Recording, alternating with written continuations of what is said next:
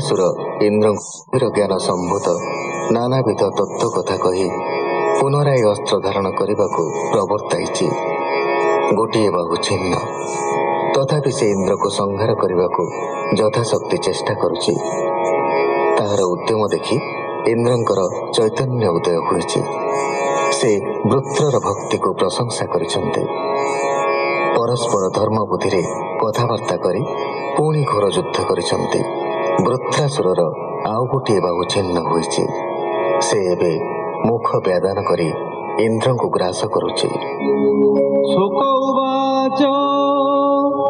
ଆକାଶ ଗଭୀର ମୁଖରେ ଲିହଇ କଠୋର ଜିହ୍ୱାରେ କାଳର ପ୍ରାୟ ଦନ୍ତମାନ ଗ୍ରାସିବ ଜହ୍ନେ ତ୍ରିଭୁବନ ଅତ୍ୟନ୍ତ ଶରୀର ବିସ୍ତାରୀ ଧାମଇ ଜହ୍ନେ ମହାଗିରି ପାଦେ ଅବନୀ କମ୍ପାଇଲା ଇନ୍ଦ୍ରର ନିକଟେ ମିଳିଲା। ଇନ୍ଦ୍ରକୁ ଗଜେନ୍ଦ୍ର ସହିତ ଗିଳିଲା ବୃତ୍ର ମହାଦୈତ୍ୟ ସ୍ୱଭାବେ ଗିଳିଲା ଅସୁର ଗଜକୁ ଜହ୍ନେ ସର୍ପବର ଦେଖି ଇନ୍ଦ୍ରକୁ ଗିଳିବାର ବ୍ରହ୍ମାଦି ଯେତେ ସୁର ନର ସକଳେ କଲେ ହାହାକାର ଇନ୍ଦ୍ରକୁ ଗିଳିଲା ଅସୁର। ଅସୁର ଉଦରରେ ଥାଇ ନାଶ ନୋହିଲା ସୁର ସାଇ ମହାପୁରୁଷ ଧ୍ୟାନ କରି ଯୋଗ ମାର୍ଗକୁ ସେ ଆବରି ପେଟ ଚିରିଲେ ବଜ୍ରେ ତାର ଗର୍ଭରୁ ହୋଇଲେ ବାହାର ଆପଣା ବଳେ ଦେବ ବର ବଜ୍ରେ ଛେଦିଲେ ତାର ଶିର ବଜ୍ର ହିଁ ଅତି ବେଗେ ଗଲା କନ୍ଧରୁ ମସ୍ତକ କାଟିଲା ସମ୍ପୂର୍ଣ୍ଣ ସମ୍ବତ୍ସର କାଳେ ଶିରତା ପଡ଼ିଲା କତଳେ ଆକାଶେ ଦୁନ୍ଦୁବି ତକ୍ଷଣେ ଶବଦ କଲେ ଦେବ ଗଣେ ସିଦ୍ଧ ଗନ୍ଧର୍ବ ଋଷି ଗଣେ ଆନନ୍ଦେ ହରଷିତ ମନେ ବୃତ୍ର ଶତ୍ରୁକୁ ସ୍ତୁତି କଲେ ହରଷେ ପୁଷ୍ପ ବରସିଲେ ବୃତ୍ରର ତହୁଁ ଜ୍ୟୋତି ରୂପ ବାହାର ହୋଇଲା ହେ ନୃପ ସକଳେ ଦେଖୁଥିଲେ ରହି ସାଲୋକ୍ୟ ପାଇଲା ସେ ତହିଁ ବୋଲଇ ଦାସ ଜଗନ୍ନାଥ ଇନ୍ଦ୍ର ବୃତ୍ର ଯୁଦ୍ଧ ବୃତ୍ତାନ୍ତ ଇତି ଶ୍ରୀମଦ୍ଭାଗବତେ ମହାପୁରାଣେ ପାରମହଂସ୍ୟାଂ ସଂହିତାୟାଂ ଷଷ୍ଠ ସ୍କନ୍ଧେ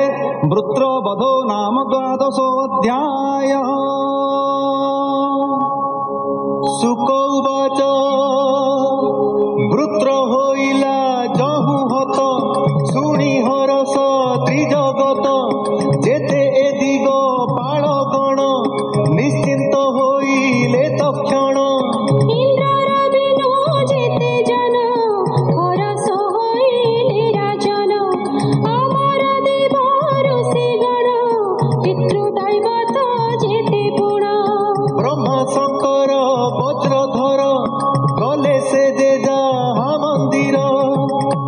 राजा उवाच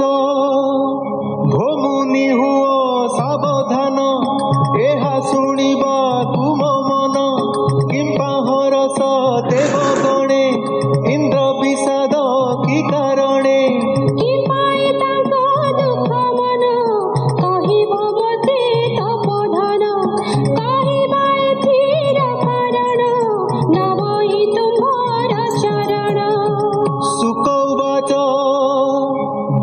विक्रम देखी देवे महत ऋषि आदि सर्वे कहिले इंद्रंकु से जाई भय उद्वेग मन होई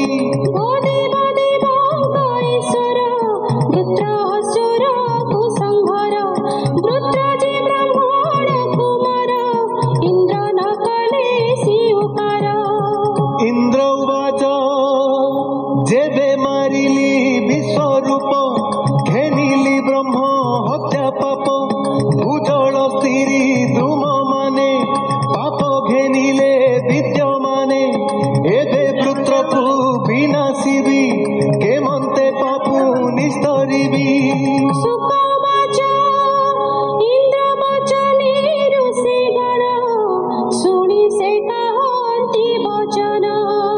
ऋषि गण उवाच अश्वमेध यज्ञ करी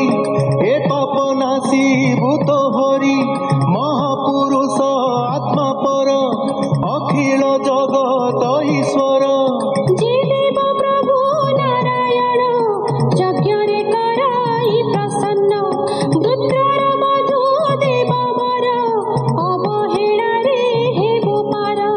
ब्राह्मण गुरु पिता माता जे जन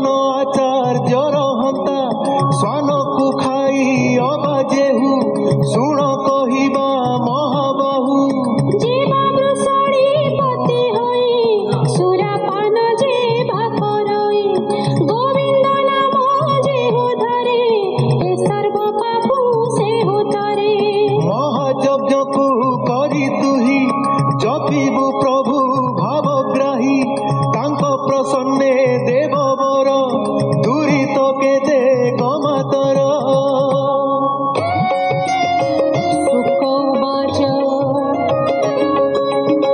ଶୁଣିଣ ଋଷିଙ୍କ ବଚନ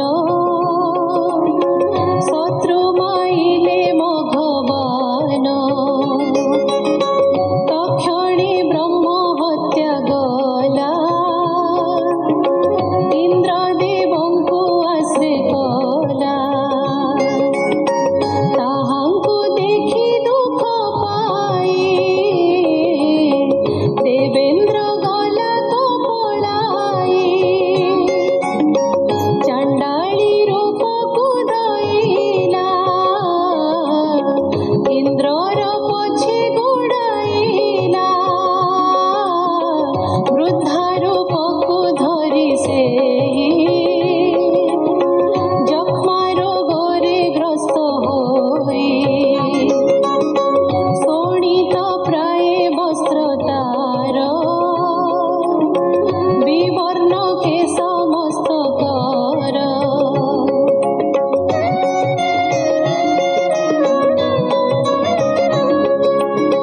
ରହ ରହ ବୋଲି ଡାକଇ ଆମିଷ ଗନ୍ଧ ତାର ଦେହି ଆକାଶେ ସକଳ ଦିଗରେ